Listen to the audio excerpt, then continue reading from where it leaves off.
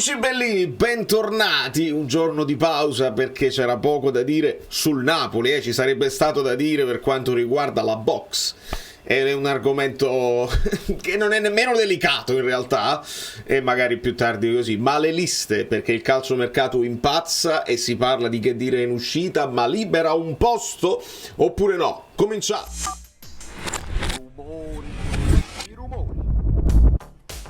Allora, nel dare il benvenuto a Lorenzo Gravina, che non è Gabriele Gravina, quindi diamo il benvenuto a Lorenzo e a tutti i nuovi iscritti, abbiamo sfondato i 23.000, bravi noi, e ci avviciniamo velocemente in realtà all'inizio della stagione. Domani l'ultima amichevole, state tuned, può essere che faccio che fare, farò probabilmente roba da telefonino, vediamo, voi state sempre pronti con i like perché lo sapete che ci teniamo in contatto così e mi fa molto piacere.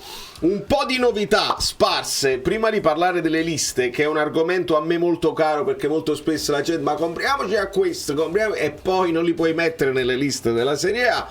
Una piccola novità: c'è già in vendita sul sito del Napoli la replica della maglia home a prezzo ridotto, ovviamente qualità diversa, però è una cosa che io apprezzo tantissimo. Ma non fa mai niente il Napoli, ti lamenti sempre. No, quando fa le cose buone non solo io le apprezzo ma lo dico anche, quindi bene, mi piace, mi fa piacere, per dare a chi non ha la possibilità di spendere 130, che sono tante, 60, e comunque hai un prodotto ufficiale. Vediamo se faranno anche la replica della replica come hanno fatto l'anno scorso, però hai comunque un prodotto ufficiale di diversa qualità che puoi sfoggiare con lo stemma del Napoli. Piace tantissimo. Poi ha parlato anche Rafa Marin in conferenza, la presentazione, poca roba insomma da analizzare, quindi non ci soffermiamo più di tanto, le solite cose. Rafa Marin rappresenta uno degli under 22, quindi non blocca niente nelle liste, lo puoi aggiungere a tuo piacimento. Andiamo a vedere, ci spostiamo e con questa situazione capiamo più o meno quelle che sono le possibilità del Napoli nella costruzione delle liste. Facciamo un recap veloce. Si sa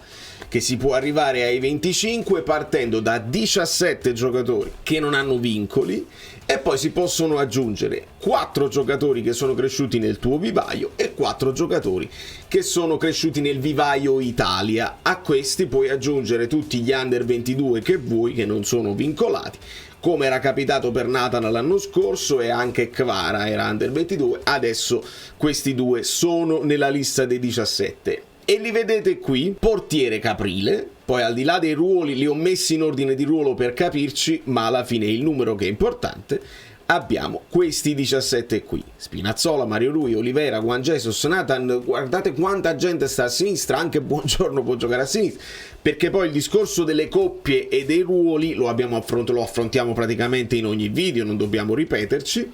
Rachmani, Mazzocchi, Foloruscio, Caiuste, Lobotka, Anghissà. Ecco perché quando in questi giorni si sta parlando ma il sigaro, ma i soldi, no, devi vendere Osimene, così, più che vendere Osimene, più che parlare di soldi, il problema è che Brescianini, Gilmour, poi si parla di Neres, si parla di Chiesa, si parla di Berardi. Se li compri comunque devi mettere fuori qualcuno, e ritroviamo al discorso che non ti devi far trovare impreparato, e cioè non puoi caricarti di nuovi ingaggi e di giocatori sotto contratto quando sai che poi qualcuno deve andare fuori, e fai lo stesso errore che hai fatto poi l'anno scorso, che ti sei trovato male con Dem. Quindi il Napoli, un po' come per Osimhen, tutti sanno che lo vogliamo vendere e quindi non partono le offerte di un certo livello, per tutta una serie di discorsi che abbiamo già affrontato. Anche per quanto riguarda, bisogna fare praticamente quasi uno scambio allo stesso tempo, cioè avere la sicurezza che il... Non si sente? Ora si sente un po' meglio? Sì.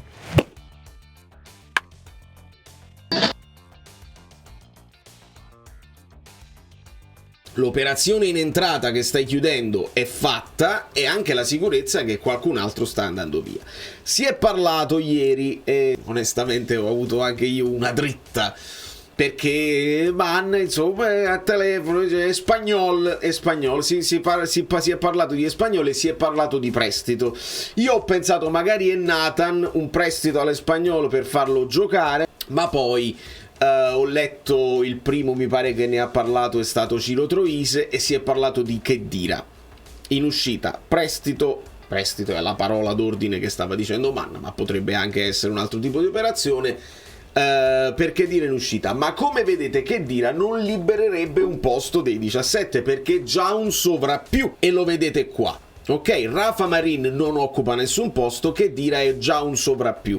Io qua, tra quelli cresciuti nell'ambito il vivaio Napoli, c'è Contini, Zerbin, Gaetano, quindi se vendi Gaetano non liberi niente. Ci ho aggiunto Iaccarino che potrebbe rientrare tranquillamente perché è cresciuto con noi, e poi nel vivaio Italia, Meret, Raspadori, Politano e Di Lorenzo. Quindi per arrivare Lukaku ovviamente deve uscire Osimhen, ci siamo nella logica delle cose.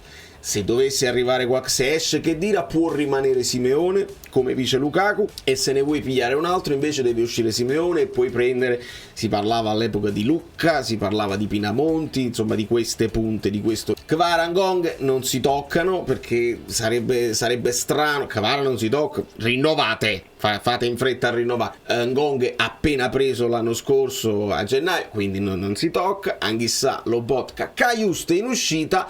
Ecco che può liberare un posto, ma un posto per Brescianini o per Gilmour, non entrambi.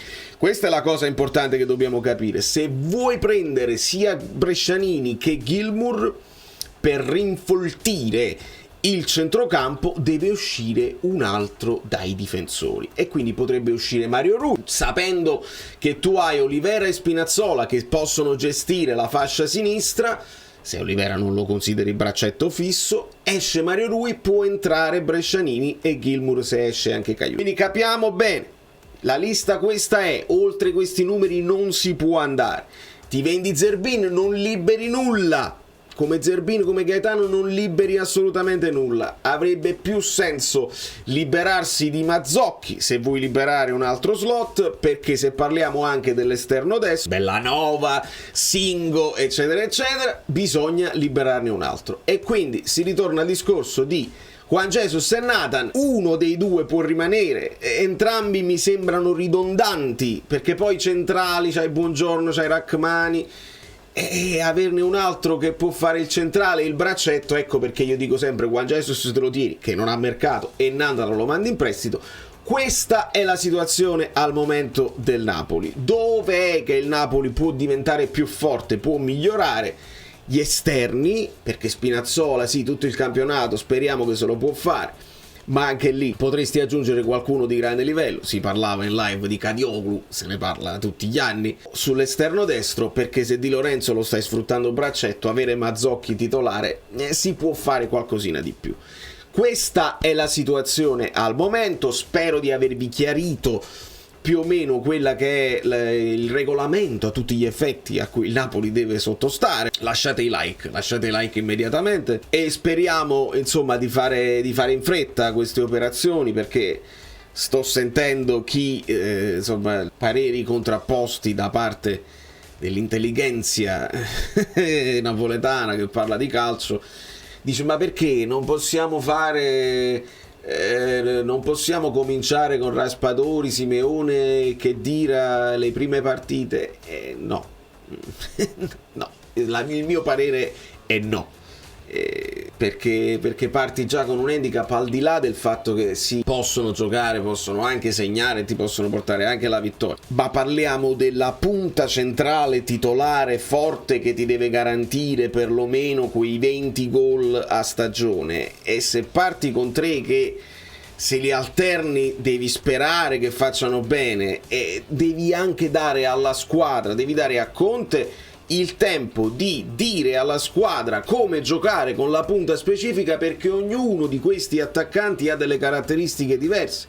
Quindi sono professionisti, in fretta faranno e capiranno, però bisogna mettersi al passo, perché per me sarebbe gravissimo già fare la Coppa Italia con Raspadori titolare, con Osimhen che ce l'hai ma non lo usi. Mi sembra una cosa grave. O lo cominciamo a utilizzare, ti prendi il rischio e lo utilizzi, se fa male, lo vendi a gennaio oppure non lo vendi più, fa niente, te lo dico, lo perdi a zero, non fa niente, hai fatto l'errore del grande rinnovo che te è pesante e ne paghi le conseguenze. Quindi dobbiamo adesso dare priorità secondo me al campo, perché dobbiamo fare punti, dobbiamo fare molti più punti di quelli che abbiamo fatto l'anno scorso.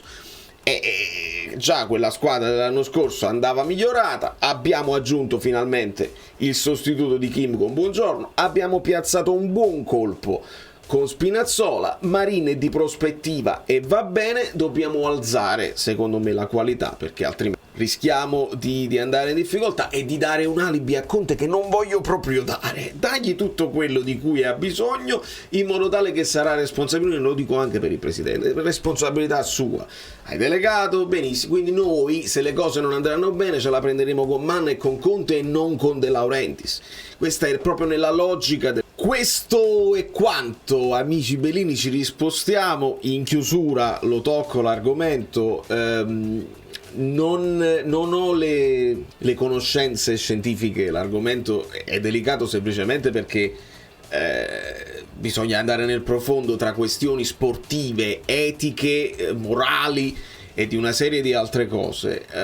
Quello che mi preme è che mi guardo intorno e purtroppo passano le fake news, vengono accolte senza essere controllate. E quindi la pugilessa algerina è stata dichiarata transessuale ed è stato scritto dalla Gazzetta dello Sport, ritwittato da Ignazio La Russa, quindi istituzioni ufficiali, e quindi a seguire tutta una serie di polemiche, ma come transessuale, perché poi si rilega la questione woke e tutta una serie di cose.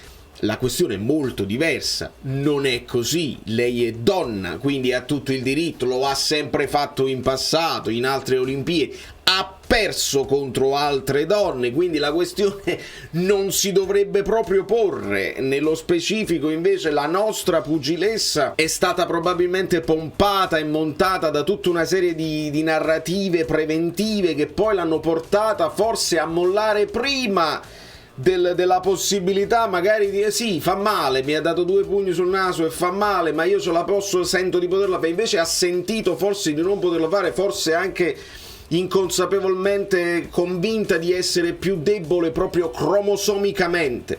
Di conseguenza la cosa grave è che, vi ricordate, ho fatto dei video, siamo al punto di non ritorno, siamo vicini, lo abbiamo superato. Le fake news diventano realtà, nessuno confronta, nessuno controlla, e quindi è passata questa cosa che l'atleta algerina è maschio, e non è così. Di conseguenza tutte le polemiche a seguire sono stucchevoli, sono sbagliate. Ho letto di tanta gente che ha sbagliato nel commentare la vicenda ed è avvilente, ed è onestamente avvilente, perché parliamo di distorsione poi della realtà. Se poi il livello di testosterone diverso ti rende invincibile, quindi la gara non è equa e non è ad armi pari, le istituzioni preposte devono decidere e devono escluderti.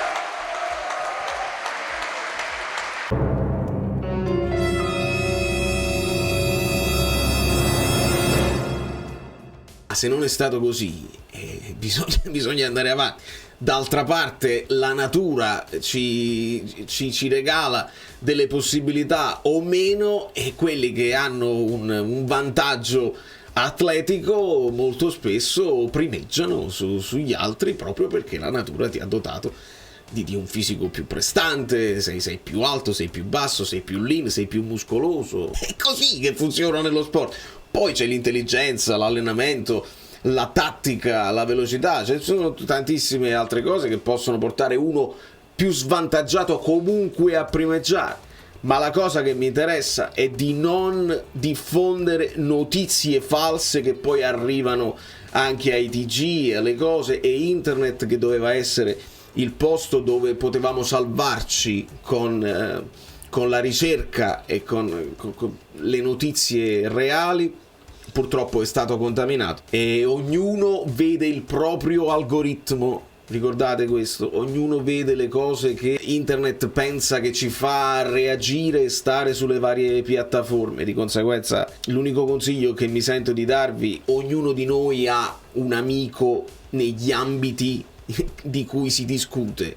Se avete un amico che ha studiato le scienze, chiedete a lui. Se avete un amico che si interessa di politica, si parla di politica, chiedete a un amico di gente di cui vi fidate. Quello che leggete online, molto spesso dietro c'è un'agenda, nel senso un motivo, un secondo fine per cui si scrivono delle cose, si portano avanti dei discorsi per il proprio tornaconto. Da New York, Valerio Fluido è tutto, vi abbraccio, vi bacio. I like finali per le liste possono sbloccare anche un po' il calciomercato. Sapete quello che dovete fare e fate girare questo, ma quale liste? Fate girare questo video con i vostri amici, che poi continueremo a parlarne.